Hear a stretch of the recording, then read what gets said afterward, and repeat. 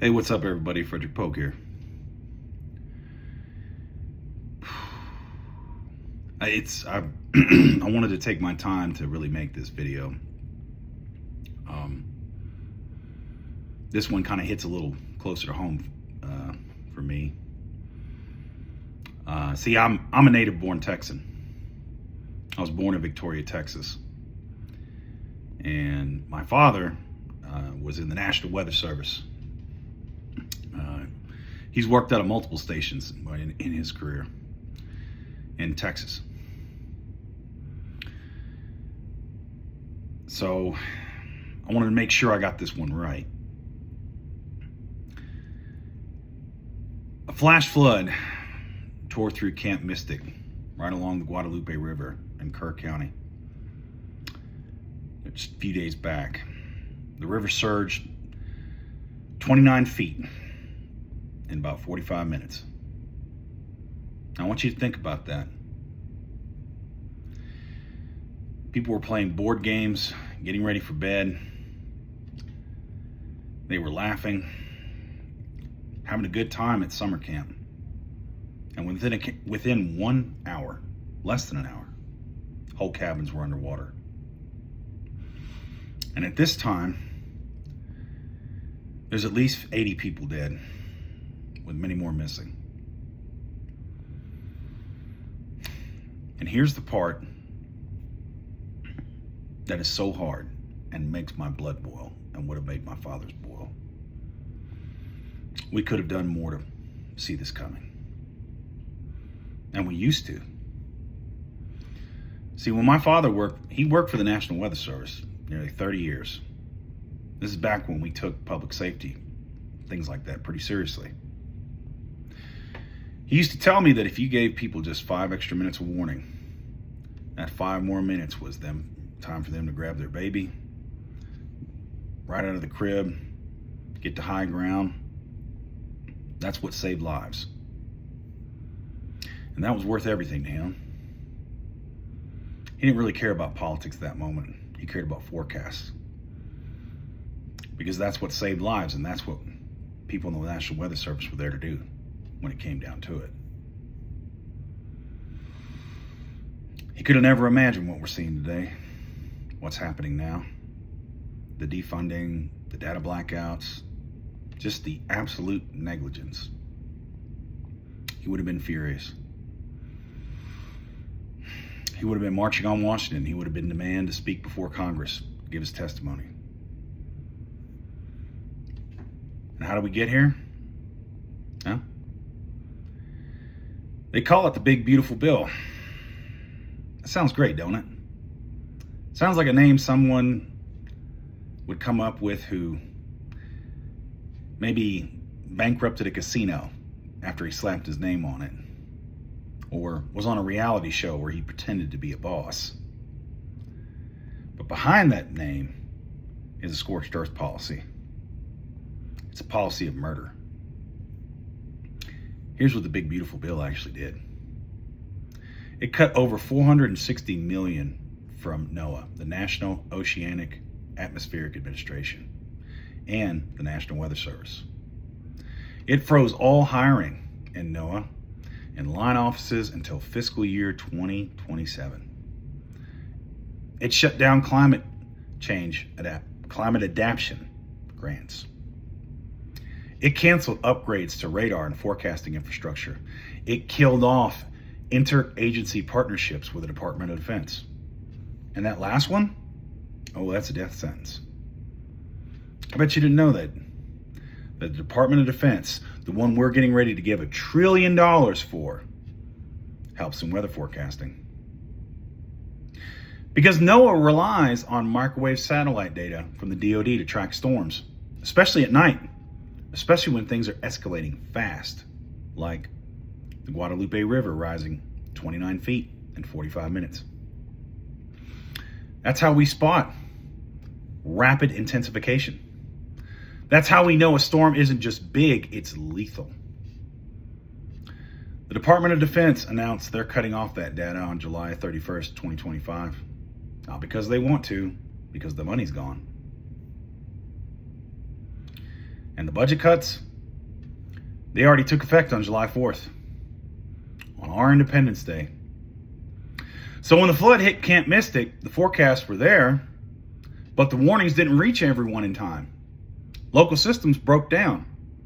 Systems that were already fragile and to the breaking point. But here's what should scare you even more. This wasn't an isolated event. All across the country, we've seen national level failures creeping in. Tornado warnings delayed, flood alerts missed, radar stations understaffed, balloon launches canceled. It's crazy to think when you look on your phone at that Doppler radar, you have this fantastical technology in your hand. One I'm actually talking to you on right now. That data on that Doppler, that comes from a weather balloon. A balloon put up in the sky. Lots of them. Used to be twice a day. Now it's down to one. And here's the terrifying truth. Next time this happens, we might not even have forecasts. In Kirk County, they had children trapped in cabins. Parents trying to swim against a river moving as fast as a freight train to try to save them. First responders arriving too late to do anything. Not because they failed, but because the system failed. That system used to be the lead in the world in weather forecasting. Our models, our satellites, our boots on the ground meteorologists, they were the gold standard. But that takes investment. That takes long-term planning. It takes treating science like a necessity, not a partisan political game by people who don't believe in it. So now what do we have? Well, we've got politicians getting the weather service like it's some liberal think tank they don't agree with. We've got entire forecast offices running with 20 to 40% vacancy rates. NOAA tried to hire 150 people back in just this past month. But thanks to the big beautiful bill, the big beautiful murder bill, those jobs are frozen. Offices are stretched thin. Burnout is high. Morale is gone. And here's what that means for the rest of us. Every year, early warnings across this country, early warnings save thousands of lives. But if you degrade that forecast accuracy by 10, 20%, which is what these cuts will do, you're looking at 400 to 1,200 additional deaths per year. Think about that. That's potentially 3, 4, or more Camp Mystics every year. These aren't hypothetical numbers. These are heat deaths when the advisory comes too late. Flood deaths when the evacuation never gets triggered. Tornado deaths when the radar goes offline for repairs no one was funded to make. We've got the tech, we've got the scientists, at least for now. What we don't have is the political will to resist MAGA fascists who are killing us. Instead, we got a country that'll find billions for tanks and bombs and border walls and concentration camps in the middle of the Everglades. Funding a private army with ICE that has more budget than the entire army, the entire military of Russia. But we don't have enough for tornado sirens, not enough for hurricane tracking, not enough to say, hey, there's a storm coming. Get out while you still can. Donald Trump is golfing while we hadn't found the kids who drowned. And that's not an exaggeration. That's what he literally was doing. Maybe it's time we start demanding that basic safety isn't up for debate. Maybe it's time to stop pretending that weather forecasting is some bloated government luxury. If you're watching this, call your representative, call your senator. Ask them why NOAA can't hire anyone. Ask them why the Navy is cutting off life-saving data. Ask them How many more people have to die before we fix this?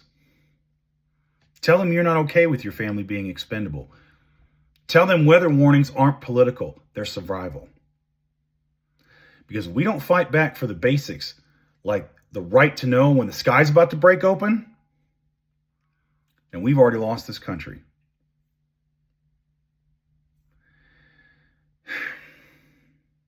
I'll be doing what I can. Because like my dad, I still believe we can turn things around. I still believe we can do something for this country. Because right now, it's about giving those people whatever I can, even if it's just 5 extra minutes.